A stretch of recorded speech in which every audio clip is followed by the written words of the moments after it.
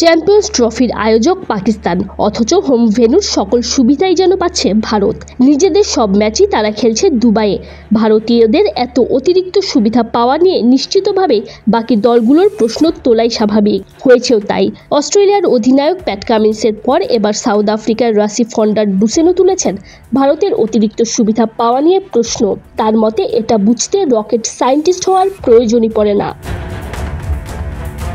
এবারের আসরে south আফ্রিকাকে group পর্বের ম্যাচের জন্য রাওয়ালপিন্ডি-কারাচি ভ্রমণ করতে হয়েছে। শনিবার কারাচিতে ইংল্যান্ডের বিপক্ষে খেলবে প্রোটিয়ারা। গ্রুপ পর্বে নিজেদের শেষ ম্যাচের আগে Protea batter Rasi von der Dussen Rohit শর্মার দলের এক ভেন্যুতে খেলার সুবিধা পাওয়া প্রসঙ্গে বলেন, অবশ্যই এটা বাড়তি সুবিধা। পাকিস্তানকে এ ব্যাপারে মন্তব্য করতে দেখেছি, তবে এটা তো সত্যি যে ভারত সুবিধা পাচ্ছে। যদি আপনি একই জায়গায় অবস্থান করেন তাহলে থাকবেন একই হোটেলে, অনুশীলন, খেলার সুবিধা সব পাচ্ছে একই মাঠেই। এটা বুঝতে মনে হয় না কারো রকেট সায়েন্টিস্ট হওয়ার প্রয়োজন আছে। গ্রুপ পর্ব তো বটেই, ইতোমধ্যে সেমিফাইনালে পা রাখা ভারত দুবাইয়েই খেলবে।